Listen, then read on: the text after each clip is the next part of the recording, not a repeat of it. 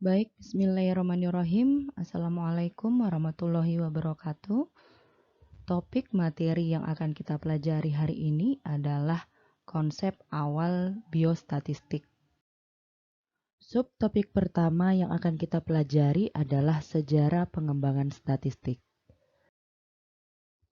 Penggunaan istilah statistika berakar dari istilah dalam bahasa Latin modern, yakni statisticum collegium, yang artinya adalah Dewan Negara, dan bahasa Italia, yakni statista, yang artinya adalah negarawan atau politikus. Awal mula istilah statistika ini memang digunakan untuk menyelesaikan masalah-masalah negara atau masalah-masalah pemerintahan. Pada awal abad ke-19 telah terjadi pergeseran arti dari statistika. Dari negara atau negarawan atau politikus berubah menjadi ilmu mengenai pengumpulan dan klasifikasi data.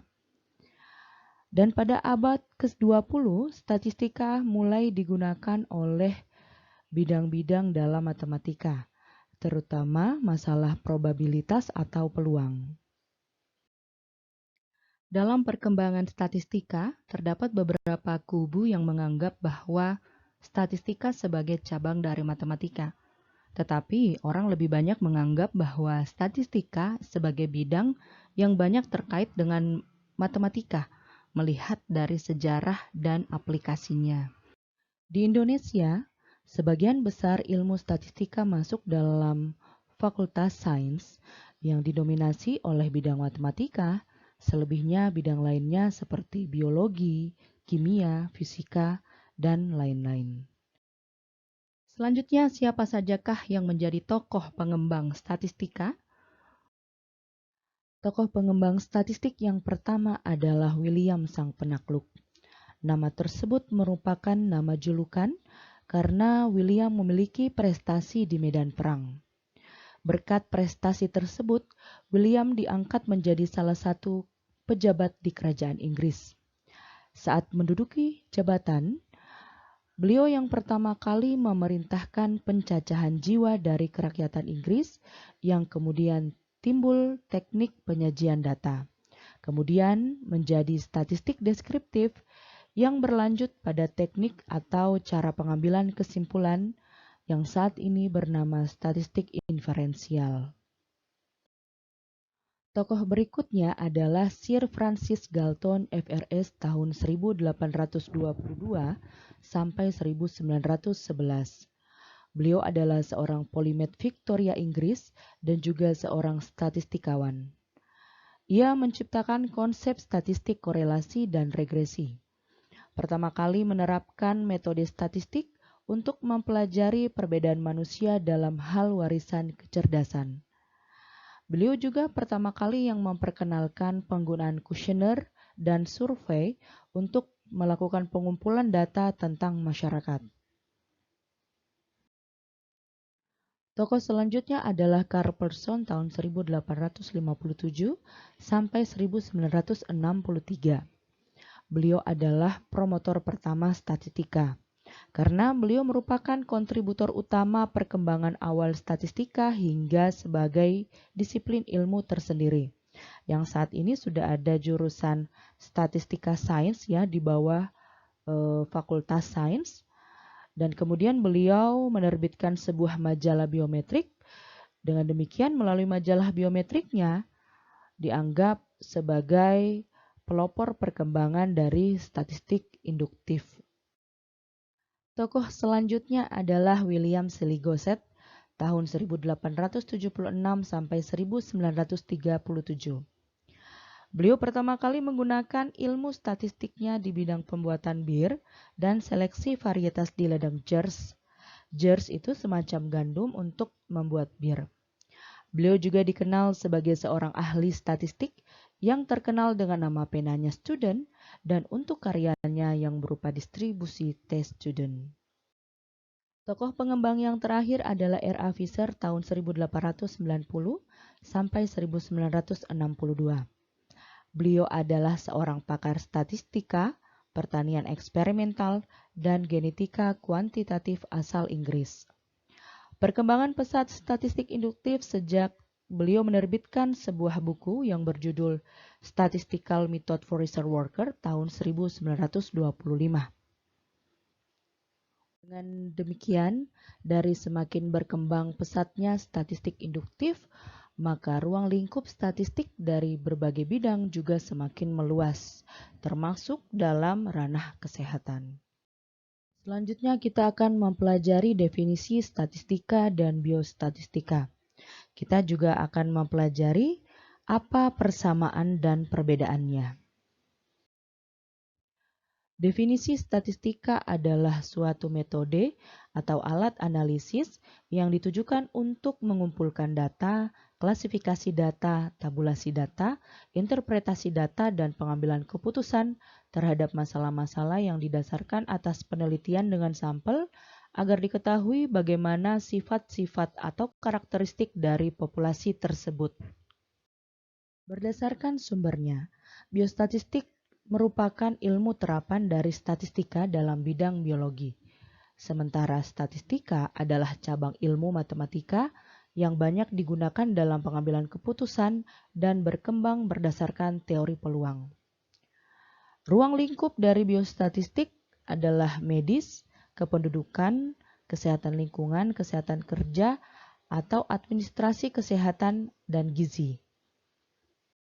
Namun kini ruang lingkup dari biostatistik sudah mencakup hampir seluruh bidang kesehatan, termasuk salah satunya adalah keperawatan.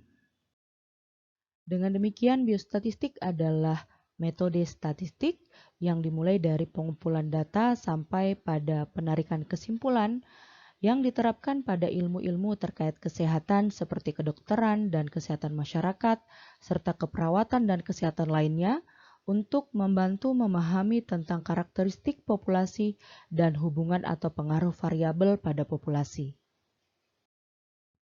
Selanjutnya kita akan mempelajari data dan jenis data. Apa yang dimaksud dengan data? Data adalah kumpulan hasil pengukuran atau perhitungan suatu objek penelitian atau segala sesuatu yang ingin kita catat. Dalam dunia biostatistika, suatu informasi dinyatakan dengan data yang diperoleh melalui fakta empiris. Data yang sudah dikumpulkan harus dilakukan pengolahan agar mudah untuk dipahami. Jenis data secara umum terdiri dari dua, ada data kuantitatif dan data kualitatif. Data kuantitatif berbeda dengan data kualitatif.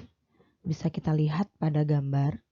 Pada data kuantitatif, di sini sifatnya terukur. Karena terukur, maka data kuantitatif dalam bentuk angka. Berbeda dengan data kualitatif, data yang tidak terukur, sehingga datanya dalam bentuk narasi, dokumentasi, audio, atau lainnya yang bukan dalam bentuk angka. Contoh data kuantitatif misalnya adalah data-data yang berbentuk numerik atau angka, atau misalnya data kualitatif yang diangkakan. Contoh data numerik dalam bentuk angka misalnya data hasil pengukuran tinggi badan atau data hasil pengukuran berat badan. Data-data yang memang hasil pengukurannya itu murni dalam bentuk angka, bukan kategori, tetapi dalam bentuk angka atau numerik. Sedangkan data kualitatif yang dikuantitatifkan adalah data-data yang terukur tidak dalam bentuk angka, namun untuk membedakan, maka ditentukan sebuah kode untuk bisa mendiskriminasi dari setiap penilaian. Contoh misalnya, baik sekali, kita kasih kode 4, baik, kasih kode 3, kurang baik, kasih kode 2, atau tidak baik, kasih kode 1. Nah, jadi sudah ada perbedaan baik sekali, baik, kurang baik, tidak baik dalam bentuk angka. Sehingga data kualitatif yang tadinya sudah dikuantitatifkan dalam bentuk angka bisa digunakan untuk diolah dan dianalisis menggunakan analisis kuantitatif. Berbeda dengan data kualitatif, kalau data kualitatif adalah data yang dihasilkan dari cara pandang yang menekankan pada ciri-ciri sifat dan mutu, objek atau bahkan subjek yang bersangkutan. Data kualitatif ini dinyatakan dalam bentuk kata, kalimat, dan gambar seperti yang Ibu sudah sampaikan tadi. Secara khusus, jenis data menurut cara perolehannya terdiri dari dua, yakni data primer yang merupakan data yang diperoleh secara langsung dari objek penelitian oleh peneliti perorangan maupun organisasi. Contoh, misalnya saya memiliki penelitian dengan sasaran penderita TB paru. Maka data primer ini saya harus peroleh secara langsung dari si penderita. Misalnya yakni penderita TB paru. Berbeda dengan data sekunder, ya, berdasarkan cara perolehannya, kalau data sekunder ini adalah data yang didapat tidak secara langsung dari objek penelitian. Namun, peneliti mendapatkan data yang sudah jadi yang dikumpulkan oleh pihak lain dengan berbagai cara atau metode, baik secara komersial maupun non-komersial. Contoh misalnya, data yang diperoleh dari instansi, BPS, kelurahan, puskesmas, atau mungkin hasil riset dari surat kabar atau majalah. Jadi kalau misalnya tadi kasusnya penelitian yang diangkat adalah penyakit TB paru, maka data primer tadi diambil secara langsung pada penderita TB paru, sedangkan untuk data sekundernya misalnya data-data pendukung kejadian TB paru yang bisa diambil dari data data yang ada di puskesmas, misalnya data dari jumlah penderita TB dalam 3 tahun terakhir, atau misalnya data-data profil puskesmas, dan lain-lain sebagainya. Jenis data berdasarkan sumber data terdiri juga dari dua, yakni data internal dan data eksternal. Data internal adalah data yang menggambarkan situasi dan kondisi pada suatu organisasi secara internal, misalnya data rekam medik, data dokter, data perawat, atau data pegawai, atau data-data yang diperoleh dari dalam organisasi atau lembaga. Sedangkan data eksternal adalah data yang menggambarkan situasi serta kondisi yang ada di luar organisasi. Misalnya, data jumlah penggunaan layanan rumah sakit, persebaran penduduk, dan lain-lain sebagainya. Selanjutnya, pembagian jenis data berdasarkan sifatnya. Itu terdiri dari dua, ada data diskrit dan ada data kontinu. Data diskrit adalah data yang nilainya adalah bilangan asli. Contohnya adalah berat badan. Pada saat berat badan diukur, maka alat ukur dari berat badan akan mengeluarkan angka atau nilai. Nah, angka tersebut atau nilai tersebutlah yang merupakan data diskrit. Ya, demikian dengan jumlah pasien. Data dari jumlah pasien yang memang setelah dilakukan pengelompokan, maka jumlah tersebut akan kelihatan nilainya. Berbeda dengan data kontinu adalah data yang nilainya ada pada suatu interval tertentu atau berada pada nilai yang satu ke nilai yang lainnya. Contohnya, penggunaan kata sekitar, kurang lebih, kira-kira, dan sebagainya. Misalnya pada jumlah pasien rawat jalan di rumah sakit kurang lebih 45 orang atau rata-rata sekian, atau misalnya dengan interval sekian sampai sekian. Nah, data-data seperti itu merupakan data kontinu. Selanjutnya, jenis-jenis data berdasarkan waktu pengumpulannya. Terdiri dari dua, yakni data cross-section dan data time series berkala. Data cross-section adalah data yang menunjukkan titik waktu tertentu. Contohnya jumlah pasien yang berkunjung di Puskesmas A tahun 2015 atau mungkin yang lain sebagainya. Nah, data pada 1 tahun ini misalnya data jumlah pasien yang berkunjung di Puskesmas A tahun 2015 ini tidak menunjukkan tren peningkatan atau mungkin bahkan terjadi penurunan.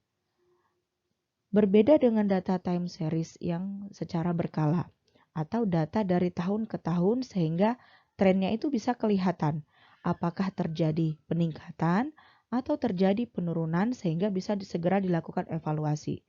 Ya, contohnya misalnya jumlah pasien yang berkunjung di Puskesmas A dalam 3 tahun terakhir.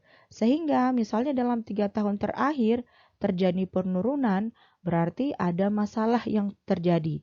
Nah, ini bisa menjadi alasan atau landasan untuk dijadikan masalah dalam sebuah penelitian. Selanjutnya yang terakhir adalah jenis data berdasarkan skalanya. Terdiri dari 4, ada data nominal, ordinal, interval, dan rasio.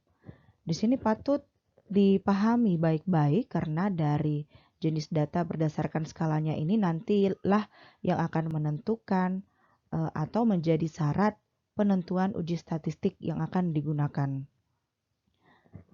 Nominal dan ordinal ini masuk dalam jenis data kategori. Sedangkan interval dan rasio itu masuk dalam jenis data numerik. Perbedaannya kalau kategori itu bisa dari data kualitatif yang dikuantitatifkan, seperti tadi ada baik, baik sekali misalnya ya, atau baik 4, 3, 2, 1 ya. Atau data numerik yang dikategorikan, misalnya data hasil pengukuran berat badan.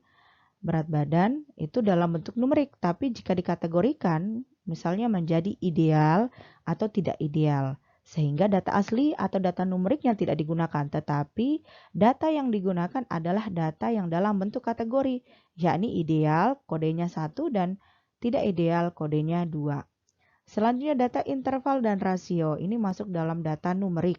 Kenapa dalam data numerik? Karena memang data interval dan rasio ini adalah data yang diukur data yang hasil pengukurannya dalam bentuk angka atau numerik atau bilangan asli.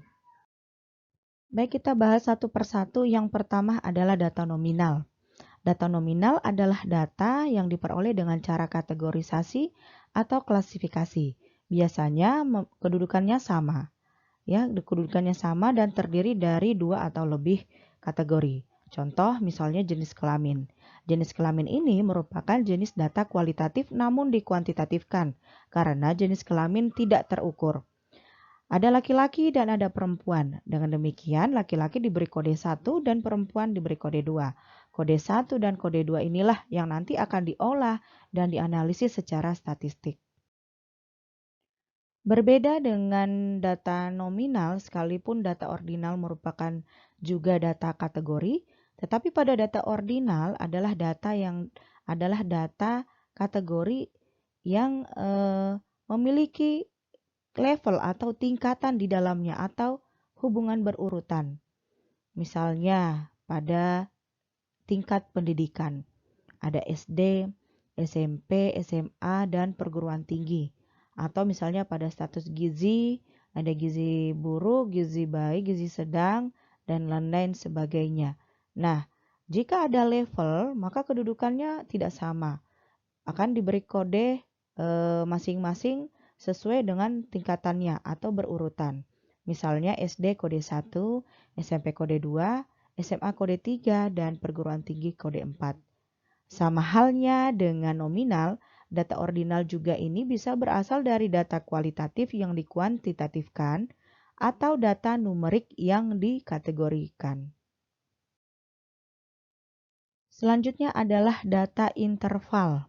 Data interval adalah data yang diperoleh dengan cara pengukuran, di mana jarak antara dua titik pada skala itu sudah diketahui atau mempunyai nilai nol absolut.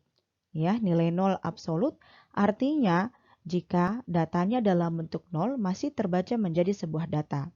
Ya, contohnya misalnya dalam skala termometer, walaupun nilainya misalnya adalah 0 derajat Celcius, tetapi tetap disebut sebagai data yang memiliki nilai.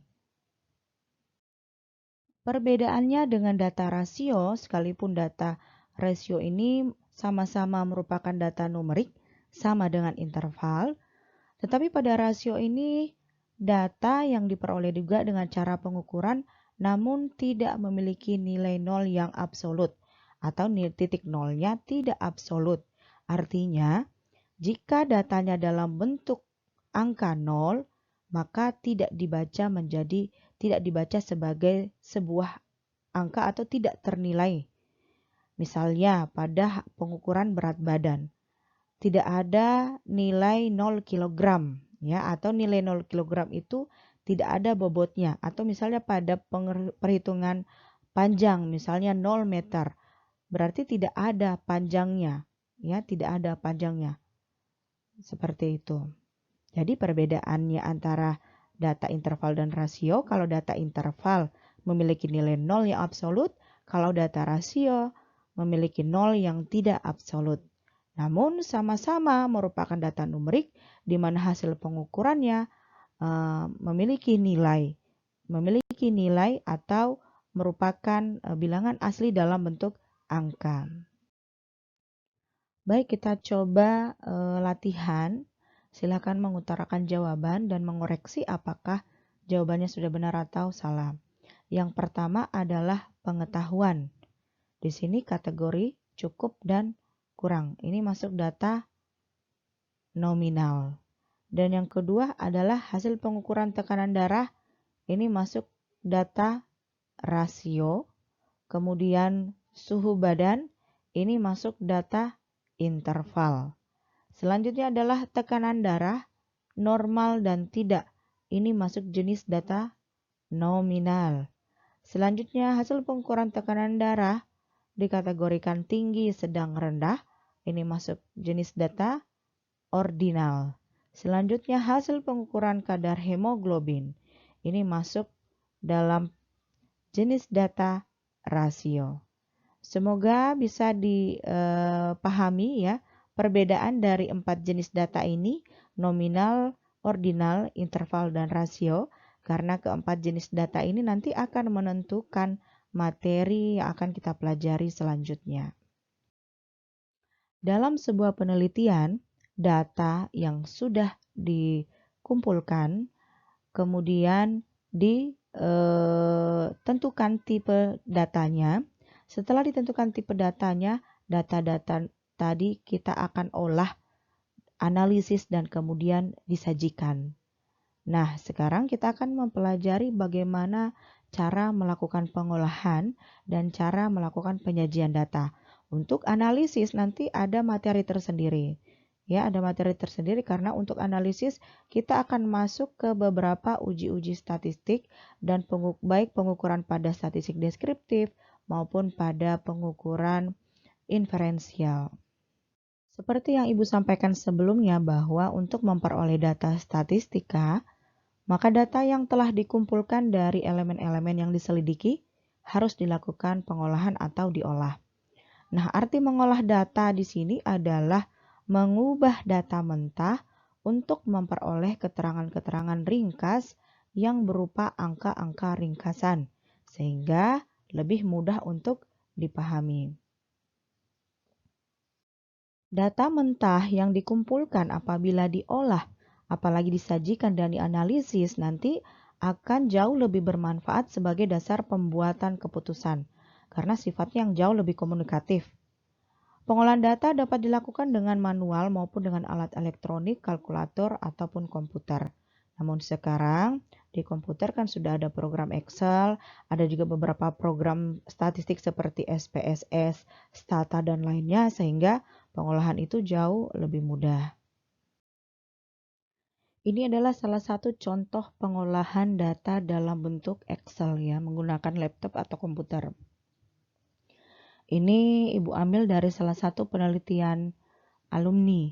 Judulnya Analisis Hubungan Mutu Pelayanan dengan Kepuasan Pasien Rawat Jalan di Puskesmas POASIA. Jadi di master tabel nanti akan memuat semua isian yang ada di dalam kuesioner penelitian. Apapun yang ditanyakan di dalam kuesioner penelitian harus ada datanya di dalam master tabel. dimulai dari nama, umur, jenis kelamin, pendidikan, dan seterusnya. Di dalam master tabel ini, Ibu hanya menyajikan identitas dan penilaian kepuasan. Padahal sesungguhnya dari penilaian kepuasan ini masih ada lagi faktor penyebab dari masalah kepuasan pasien ini, yakni masalah mutu pelayanan. Tapi Ibu tidak sajikan. Ini hanya Ibu berikan contoh. Nah, data-data ini nanti dalam bentuk angka, ya. Ini data-data kode dari setiap jawaban yang ada di instrumen. Nanti bisa jalan-jalan ke perpustakaan dan lihat beberapa contoh-contoh master tabel dari penelitian seniornya, ya. Penelitian seniornya kemudian coba dipahami, karena nanti seluruh mahasiswa pada saat menyusun hasil penelitian, baik mengangkat penelitian eksperimen maupun observasional, harus ada data hasil penelitiannya atau pengolahan datanya dalam bentuk master tabel. Karena master tabel inilah yang menunjukkan bahwa memang Anda telah melaksanakan penelitian. Data statistika tidak cukup hanya dikumpulkan, diolah, dan dianalisis, tetapi juga dilakukan penyajian data. Nah, setiap penelitian harus dapat menyajikan data yang diperoleh, baik diperoleh melalui observasi, wawancara, kuesioner, maupun dokumentasi. Bentuk penyajian data lebih bersifat seni dan sangat dipengaruhi oleh tujuan pengumpulan data, yaitu apa yang ingin diketahui dari pengumpulan data. Jadi sifatnya jauh lebih komunikatif dan lebih mudah untuk dipahami dibandingkan jika kita melihat keseluruhan data dalam bentuk master tabel. Metode penyajian data terdiri dari 3, berupa angka-angka ringkasan, berupa tabel atau daftar, dan berupa grafik atau diagram. Angka-angka ringkasan adalah data kuantitatif hasil pengolahan data. Angka-angka ringkasan walaupun berguna tetapi manfaatnya masih sangat minim atau sangat kurang. Hal ini dikarenakan sulit untuk digunakan sebagai bahan analisis karena hanya menunjukkan satu angka keseluruhan, misalnya jumlah mahasiswa tiap angkatan 500 orang. Tetapi kita tidak bisa mengetahui dari 500 mahasiswa berapa yang jenis kelamin laki-laki atau jenis kelamin perempuan, berapa dari program studi A, berapa dari program studi B, dan jenis lainnya. Sedangkan penyajian data dalam bentuk tabel atau daftar merupakan kumpulan angka yang disusun menurut kategori-kategori atau karakteristik-karakteristik data sehingga memudahkan dalam analisis data. Nah, bentuk penyajian ini bisa dipergunakan untuk menyajikan data cross-section atau data time series. Ketentuan membuat tabel yang pertama, penyusunan tabel memerlukan identitas seperti judul, nama tabel, judul baris atau kolom, catatan dan sumber dari data.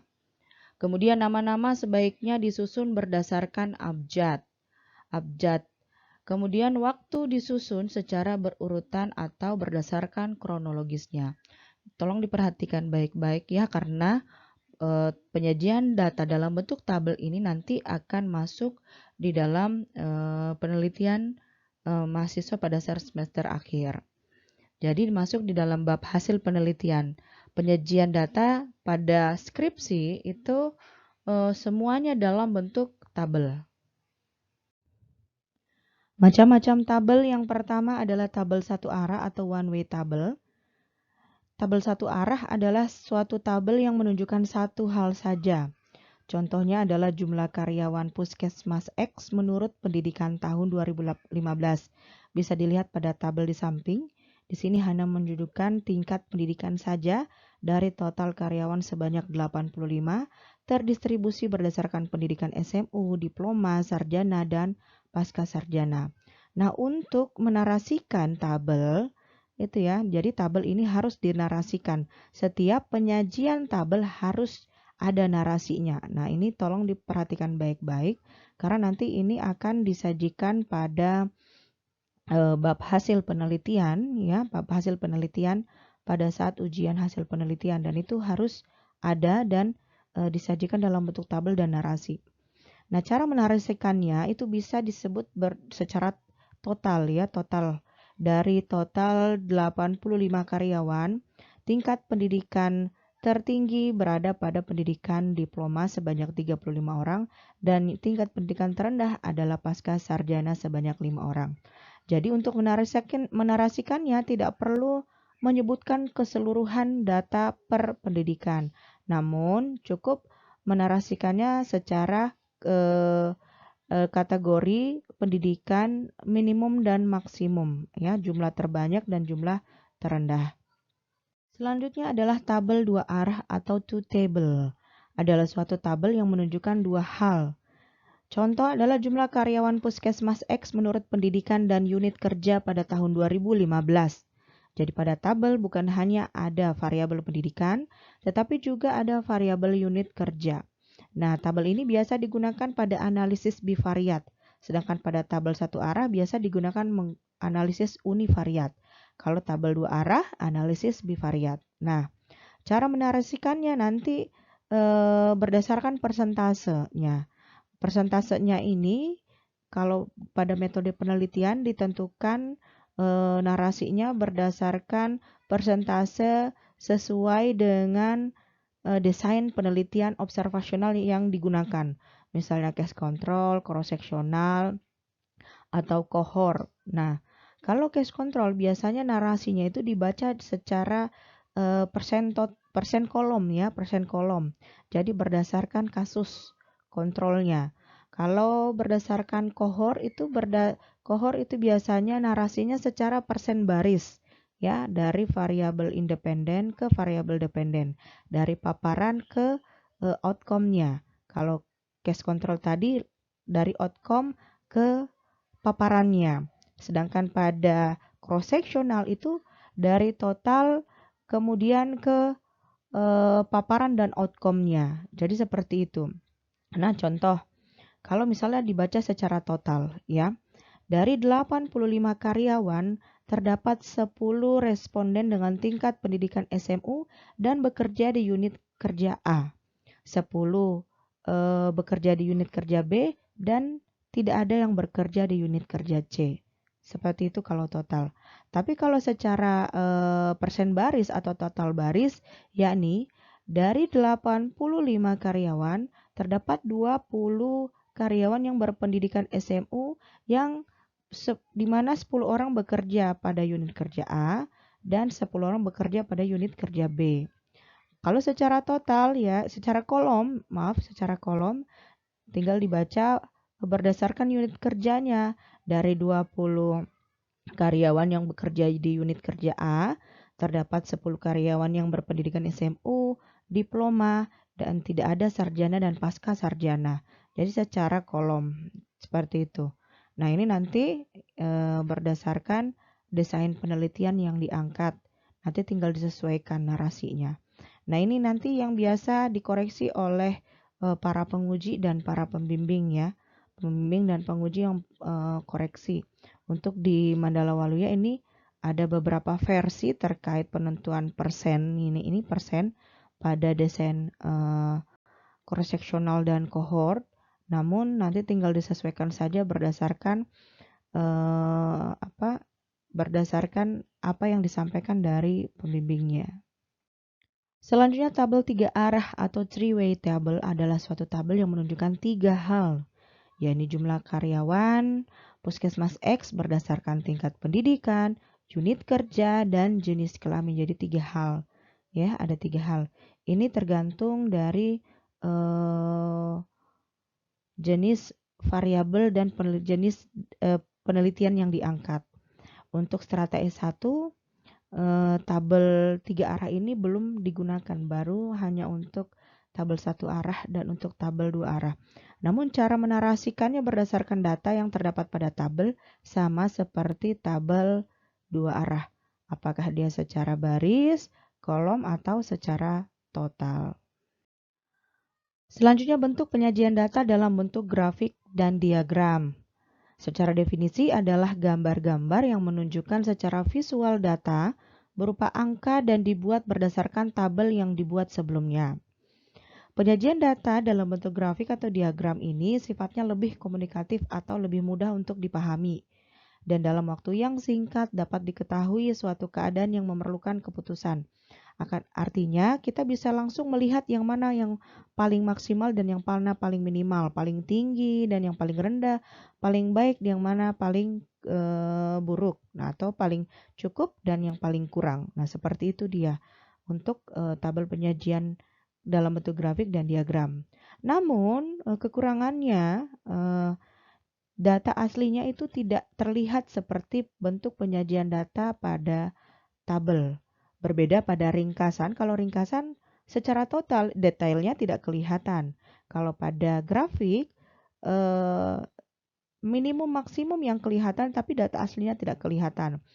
Sedangkan pada tabel, semuanya kelihatan, data total kelihatan, data aslinya kelihatan, dan data minimum maksimumnya juga kelihatan. Makanya biasanya dalam sebuah penelitian, bentuk-bentuk penyajian data itu biasanya dalam bentuk tabel. Itu bentuk penyajian utama dalam bentuk tabel. Sedangkan grafik dan diagram ini merupakan bentuk penyajian pendukung dari tabel. Beberapa jenis grafik, ada grafik garis, ada grafik batang, grafik lingkaran, dan grafik titik. Ini adalah salah satu contoh grafik garis. Nah, bisa kita lihat di sini adalah grafik berdasarkan jumlah pegawai menurut jenis kelamin dan pendidikan. Kita bisa langsung mengetahui jenis kelamin yang terbanyak adalah laki-laki dan tingkat pendidikan tertinggi adalah sarjana, ya. Sarjana dengan jenis kelamin tertinggi pada tingkat pendidikan, sarjana adalah jenis kelamin laki-laki. Jadi bisa langsung diketahui. Namun data aslinya itu tidak kelihatan, kita hanya bisa menerka-nerka berdasarkan bentuk dari garis yang ada di dalam grafik.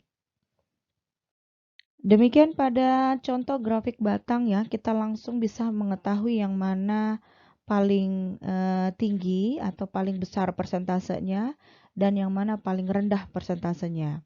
Apakah nomor 1, 2, 3, dan 4. Nah, persentase tertinggi yakni golongan 2 dan yang persentase terendah adalah golongan 3. Atau pada contoh grafik lingkaran ya, sama seperti grafik batang tadi ya, grafik batang tadi.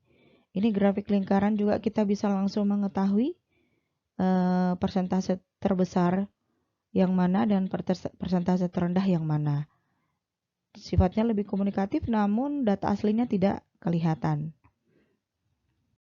Dan ini adalah contoh grafik titik sama tadi ya, dengan contoh-contoh grafik sebelumnya, jenis grafik sebelumnya. Ini minimum maksimumnya bisa langsung kelihatan ya. Seperti ini, persentase terbesar berada pada golongan kedua dan yang terendah adalah golongan 3. Jadi ilustrasinya seperti ini.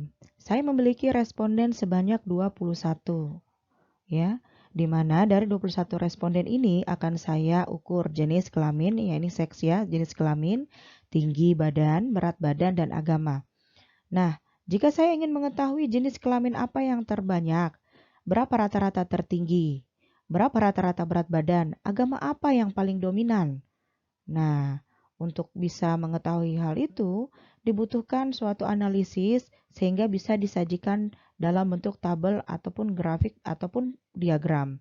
Karena jika kita tidak melakukan penyajian tabel, penyajian data, maka kita harus menentukan secara mandiri dengan menghitung satu persatu atau melakukan perhitungan secara manual untuk menentukan rata-rata atau frekuensi atau persentase. Nah, untuk melakukan itu tingkat kesalahan dan tingkat kesulitannya itu cukup tinggi. Sehingga penyajian data ini sangat dibutuhkan sebagai hasil akhir dari pengolahan data. Ya, hasil akhir dari pengolahan data sehingga Sifatnya jauh lebih komunikatif dan memudahkan siapapun yang akan membaca hasil dari sebuah penelitian itu jauh lebih mudah. Seperti pada contoh, misalnya dalam melihat rekapitulasi menurut agama, kita akan bisa mengetahui agama mana yang paling banyak, demikian juga dengan datanya, baik secara frekuensi maupun persentase. Atau mungkin rata-rata dari tinggi badan dan berat badan, atau mungkin rekapitulasi dari jenis kelamin, baik pada bentuk tabel maupun pada bentuk grafik dan diagram. Jadi seperti itu ya. Namun untuk penelitian itu biasanya disajikan dalam bentuk tabel, sedangkan grafik dan diagram hanya pendukung dari penyajian tabel. Demikianlah pemaparan materi konsep dasar biostatistik. Jika ada hal yang kurang dipahami, silahkan bertanya. Kita akan melakukan diskusi pada grup WhatsApp. Demikian, Ibu akhiri. Assalamualaikum warahmatullahi wabarakatuh.